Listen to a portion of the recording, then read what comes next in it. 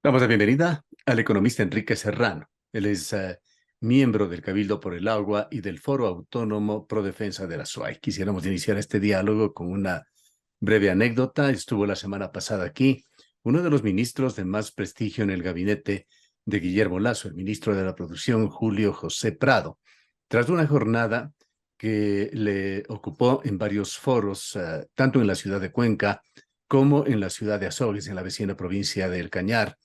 Declaraciones del ministro que llegaron hasta nuestros oídos es de que se llevaba una impresión muy preocupante de Cuenca, porque empezó el día con una entrevista, probablemente la más incómoda que ha tenido desde el inicio de su gestión, y recibió reclamos por el abandono gubernamental en cada escenario en el que estuvo.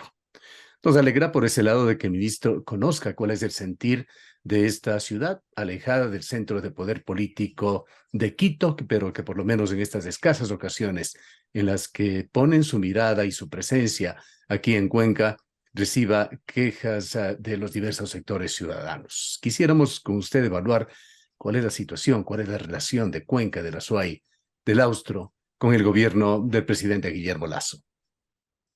Buenos días, Gustavo. Gracias por la invitación. Saludo a quienes siguen tan prestigiosa emisora Antena 1. Realmente el ministro constató la realidad, ¿no? Eso es importante porque hasta ahora Azuay y Cañar han estado presentando una imagen muy positiva, ¿no? Que es la ciudad o son las provincias o la ciudad con mayor índice per cápita de producción industrial, etcétera, etcétera, ¿no? Pero la verdad no es esa. Azuay ha sido, lamentablemente, Azuay y Cañar, las provincias de Azuayas, abandonadas por estar al sur del nudo de la Azuay. Ese es un tema histórico. Lamentablemente los historiadores suelen dejar de lado estos temas, aunque hay algunos otros historiadores como Juan Mayhuasca, que es extraordinario cuando estudia la integración de la República del Ecuador y del Estado del Ecuador. El ministro realmente y el gobierno central, cuando hablan de competitividad, primerito deberían pensar en que para que sea competitiva la actividad productiva, el Estado y el manejo estatal debe ser competitivo. El mismo ministro debería preguntarse si él es competitivo, si es productivo, porque la competitividad está asociada con la productividad. Porque, a ver, el Estado central, el gobierno central ha hecho tantas decisiones de inversión equivocadas que complica la competitividad de todo el conjunto social. Porque vaya, cuando se intentó hacer la refinería del Pacífico y se tiraron más de 1.500 millones de dólares ahí, cuando se hace el proyecto Coca-Cola Sinclair y se despilfaran más de 3.000 millones de dólares, nos están complicando la competitividad entre los primeros que deben ser competitivos son los del gobierno central. Lamentablemente la constitución del 2008 impide que haya esa competitividad porque fue constituida justamente para concentrar en el Ejecutivo todas las competencias y facultades. Y entonces al hacer esto, se equivocaron de manera continua y permanente. Ve usted aquí en Azuay, con motivo de los problemas del transporte de combustible, yo estaba recordando ese mamotreto de más de 700 millones que es el poliducto Pascuales Cuenca, que no sirve para nada. O sea, todas estas inversiones se acumulan y si uno hiciera cuenta o un cómputo de cuántas inversiones del gobierno central han sido erradas, yo creo que superan más de los 20.000 millones de dólares. Es decir, casi un presupuesto general del Estado tirado al tacho de la basura que no es productivo. De tal manera que el ministro primerito debía hacerse un examen de conciencia y un mea culpa y preguntarse si es competitivo. Está muy bien que haya habido esa reacción y que se le haya dicho frontalmente. Ahora, fíjese que ellos con el tratado este de libre comercio con China, no dice cómo complica toda la actividad de la industria cerámica de Azuay y de Cañar, y de Loja también, porque obviamente en todas estas provincias, Zamora, Loja, Azuay, Morona, existen yacimientos minerales no metálicos que son utilizados en la cerámica, porque simplemente van a dejar abiertas las puertas. Y yo Claro. ahí Señalaba el tengo, ministro que se han tomado previsiones, no decía exactamente cuáles, pero paralelamente quedaba en claro de que él en casi 2 años no había tenido contacto con los sectores productivos locales para tratar este tema, entre otros. bueno, sí asistieron representantes a discutir el cambio o supresión de un reglamento de control de calidad que según los burócratas del ministerio decían que era para beneficiar a los productores de cerámica plana de acá, En el fondo lo que hay es un interés de los comerciantes de algunos sectores, que lo que quieren es convertirse en distribuidores de la cerámica plana china. Yo no sé acá los productores, los que hacen el valor agregado, el famoso valor agregado que tanto se habla, esto de agregar valor, es a través de la manufactura, menos a través del comercio. Entonces, no sé si estarán ellos también ya convirtiéndose en distribuidores de la próxima cerámica china que será importada en Claro. detrimento del Y hay un empleo. proceso de normativa que ha sido retrógrado en Ecuador. Se ha quitado normativa favoreciendo a industrias que no tienen mayores controles. Cierto es que la China pasa por toda la gama de calidad y de controles, pero hay mucha liberalidad y esos productos hechos dentro de ese margen de liberalidad son más probablemente los que vendrán a competir en condiciones de desigualdad. Sí, acá quisiéramos que haya un pronunciamiento de la CIPEM, de la Cámara de Industrias, Empleo de Cuenca, ¿no? De la CIPEM.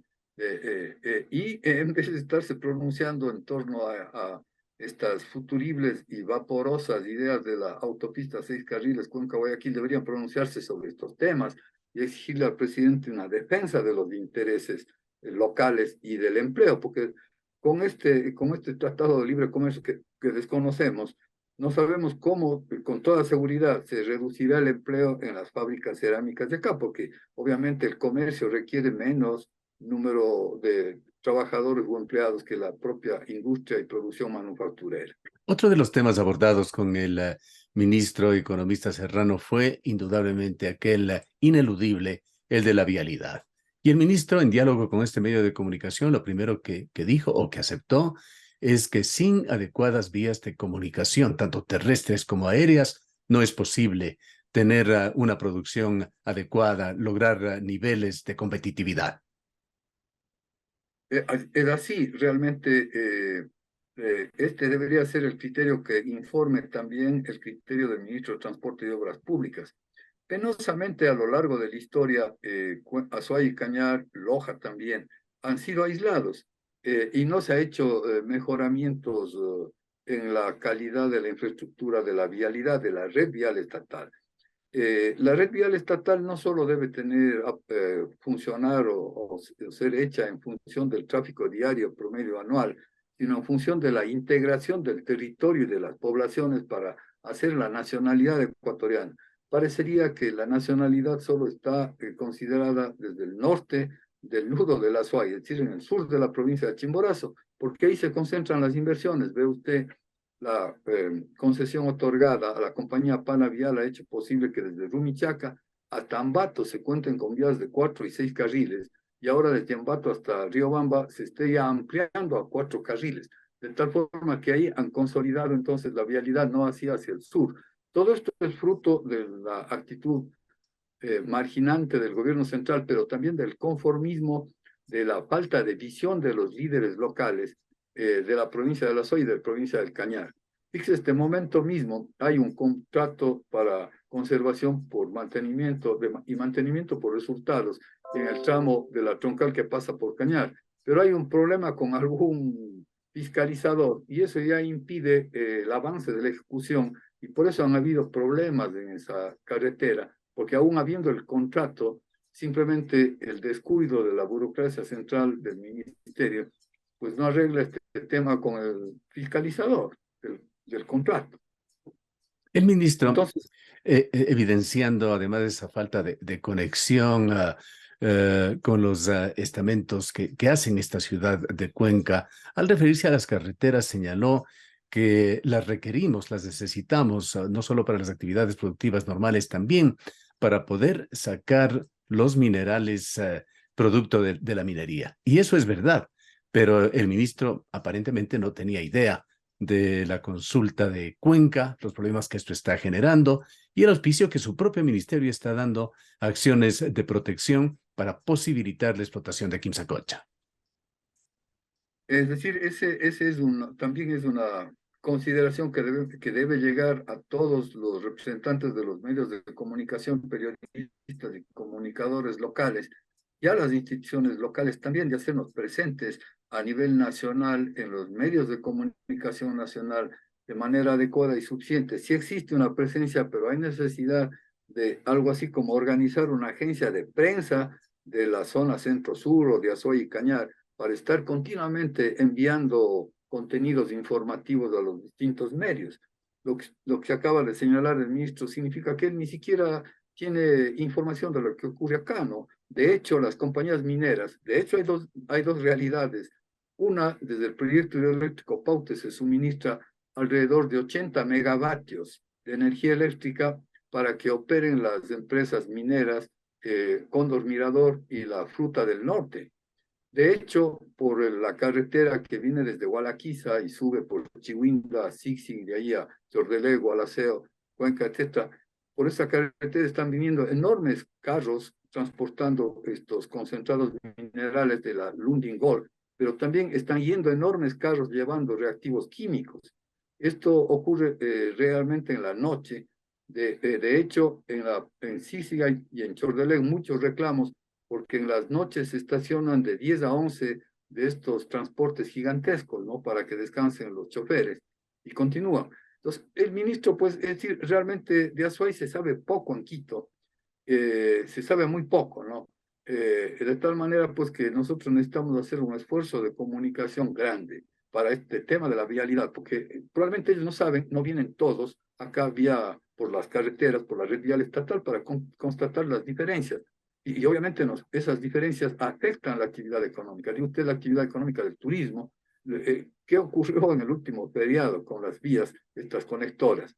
De tal forma, pues, que hay que hacer un esfuerzo importante de llegar a los ambientes y a las audiencias de carácter nacional con los problemas nuestros y un poco morigerar o poner matices a aquella imagen que estamos vendiendo de que somos la ciudad culta, la ciudad que se arregla por sí mismo, etc. Porque los burócratas dicen, si ustedes ya se arreglan por sí mismos, como alguna vez escuché una entrevista que usted le hacía a un subsecretario de Finanzas, más bien dennos el dinero de Azuay para ayudar a las provincias pobres. Entonces, esa imagen también es problemática y no corresponde a la realidad. Ve usted la cantidad de personas que han migrado desde Azuay y Cañar hacia Estados Unidos y hacia Europa, ahora hacia Canadá. Las cifras son realmente significativas a nivel nacional y aparece en el ranking como provincia que mayor ingresos por remesas recibe en proporción a la población está la provincia de Cañar y en segundo lugar está la provincia de La Suárez. Bien, va a haber Entonces, una oportunidad para un contacto cercano con el presidente de la República, si es que en esta ocasión se confirma un compromiso público adquirido por el gobernador de la provincia. Él dijo que Lasso vendría a firmar la concesión para la nueva carretera a Guayaquil desde la última semana de febrero hasta la 1 de marzo, que ya han pasado, habría la expectativa.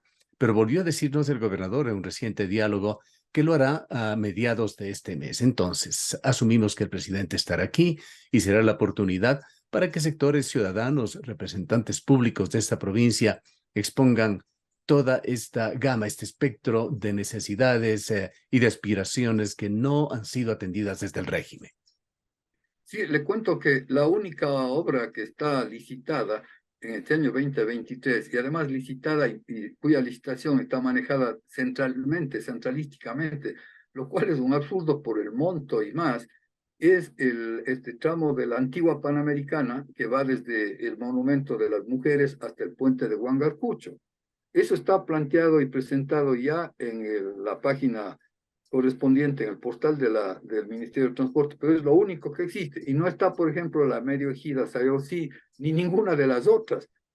Por otra parte, sería deber constatar en los planes sectoriales de las EMPLADES y en el presupuesto general del Estado, si ya están constando las partidas, porque obviamente leyes correspondientes dicen que no se puede licitar una obra si no está el financiamiento garantizado, el financiamiento que puede o debe ser plurianual. De hecho, también en esta materia tienen que ver las EMPLADES. Por otra parte, el señor presidente Lasso ya hizo anuncios el año pasado, en Pauta en mayo, habló del plan vial, algo así, y sacó una serie de ofertas conjuntamente con el ministro Cabrera y la viceministra de Infraestructura, Carolina Ormaza, diciendo que ya todo estaba solucionado, que todo va a ser una maravilla en el año 22, porque obviamente ya habían oportunidades y no ocurría lo que el ingeniero Cabrera, cuando ministro de Transporte, dijo, él tenía el presupuesto jugado, dijo una y otra vez, he tenido el presupuesto jugado en el 2021, en el 2022 iba a poder hacer las cosas. Total, no se hizo nada, de tal manera que las ofertas están devaluadas. Por eso, la Asamblea Ciudadana Gran Cruzada por la Vialidad de la SUAY ha pedido que se digan cronogramas valorados y se presenten evidencias escritas y documentales desde el Ministerio de Finanzas, desde la Secretaría Nacional de Planificación, desde el Ministerio de Transporte, de que realmente se van a hacer tales obras, pero que se hagan.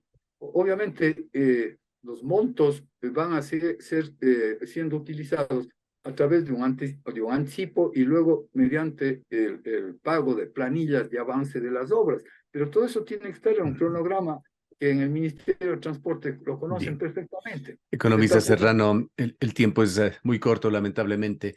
No quisiera dejar de tener una opinión suya, o por lo menos sembrar la inquietud que se empieza a crear por el proyecto Santiago, un proyecto hidroeléctrico. Indudablemente, la energía eléctrica ha favorecido mucho al país y es una de las mejores formas de obtener energía. Sin embargo, esta también significa una amenaza al medio ambiente, a la ecología, y una hidroeléctrica genera polémicas en cualquier parte del mundo, no es la excepción Ecuador. El proyecto Santiago se lo sigue estudiando ya por muchos años. Le pregunto a usted, usted es un expresidente del Centro de Reconversión Económica de Azuay, Cañar y Morona Santiago, que de alguna manera concibió la presa Daniel Palacios y el desarrollo del proyecto Paute. ¿Qué piensa usted sobre este proyecto? En la actualidad, proyecto que entendemos, según ha reportado el portal GK, se lo sigue estudiando a nivel de prefactibilidad y se tiene en mente concretar este proyecto hacia fines de esta década.